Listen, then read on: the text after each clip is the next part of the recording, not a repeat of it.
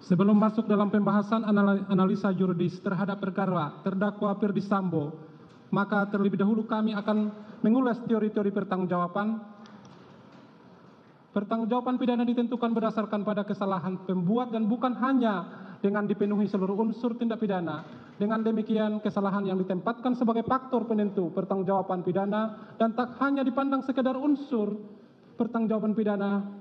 Seseorang dinyatakan mempunyai kesalahan merupakan hal yang menyangkut masalah yang pertanggungjawabkan. Langsung kami masuk ke unsur barang siapa. Unsur barang siapa. Barang siapa adalah unsur pelaku atau subjek dari tindak pidana atau delik. Dengan menggunakan kata barang siapa, berarti pelakunya adalah dapat siapa saja atau siapapun dapat menjadi pelaku. Dengan demikian, delik memiliki padanan istilah yang sama dengan perbuatan yang dapat boleh dihukum. Peristiwa pidana, perbuatan pidana, dan tindak pidana. Menurut Kamus Besar Bahasa Indonesia dari Kementerian Pendidikan dan Kebudayaan, delik adalah perbuatan yang dapat dikenakan hukuman karena merupakan pelanggaran terhadap undang-undang atau merupakan tindak pidana. Dengan menggunakan kata barang siapa, yang dimaksud dalam hal ini adalah terdakwa Ferdy Sambo SH SIK Master Hukum. Sebagaimana identitas terdakwa dalam surat dakwaan merupakan pribadi atau person atau subjek hukum sebagai pelaku tindak pidana, memiliki hak dan kewajiban dan memiliki kemampuan untuk bertanggung jawab, dipertanggungjawabkan atas perbuatannya yang dilakukannya. Terdakwa Ferdy Sambo tidak termasuk golongan orang-orang yang tidak dapat dipertanggungjawabkan atau perbuatannya karena kurang sempurna akalnya atau karena sakit berubah akalnya. Dalam hal ini, terdakwa Ferdy Sambo dalam keadaan sadar atau waras mampu menjawab semua pertanyaan yang diberikan kepadanya dengan baik. Yang dimaksud dengan unsur ini adalah setiap orang atau manusia baik laki-laki maupun perempuan yang mempunyai hak dan kewajiban sebagai subjek hukum, tidak cacat mental jiwa, tidak terganggu ingatannya, serta tidak tergolong dalam kelompok orang-orang yang dalam bertindak berbuat diklasifikasikan sebagai alasan pemaaf atau alasan pembenar yang dapat menghapuskan hak penuntutannya sebagai yang dimaksud buku 1 bab 3 KUHP tindak pidana, tidak mensyaratkan kualitas tertentu untuk melakukannya sehingga dapat meliputi siapa saja sepanjang merupakan subjek hukum perseorangan.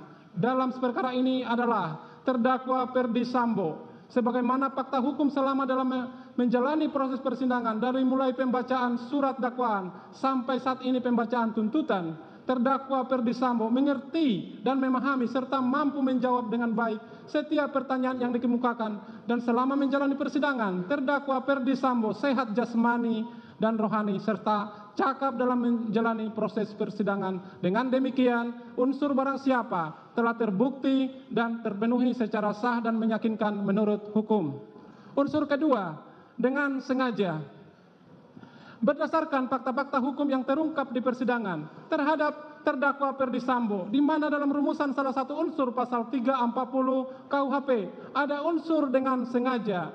Unsur dengan sengaja membuat unsur subjektif atau unsur objektif sebagai berikut.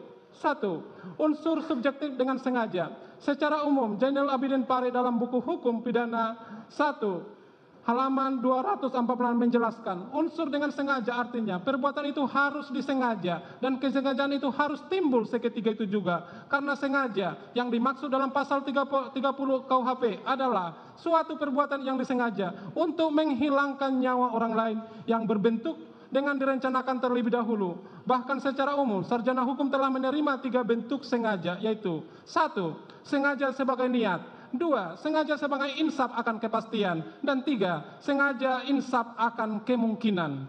Bahwa selain itu dikenal dalam 3 corak atau tindakan maksud sengaja, yaitu dengan sengaja sebagai maksud, yaitu bahwa perbuatan pelaku memang bertujuan untuk menimbulkan akibat yang dilarang tersebut.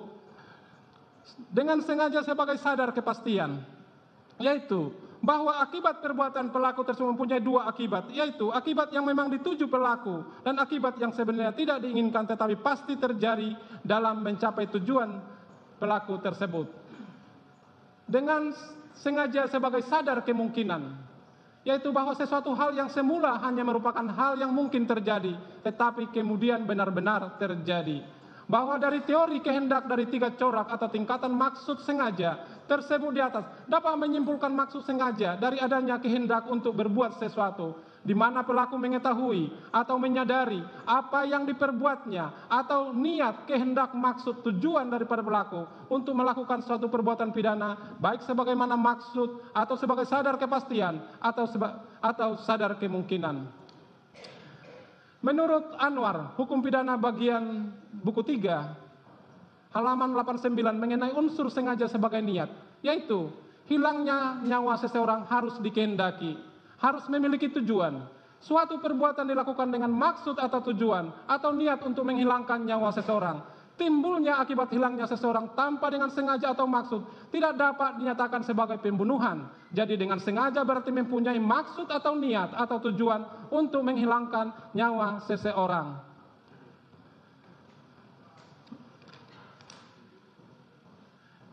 Kesengajaan merampas nyawa orang itu dilakukan setelah timbulnya niat orang lain, unsur yang menunjukkan bahwa merampas nyawa orang itu merupakan perbuatan positif sekalipun dengan perbuatan yang kecil. Kejahatan berupa kesengajaan menghilangkan nyawa orang lain dalam pengertiannya yang umum tentang kejahatan mana pembentuk undang-undang.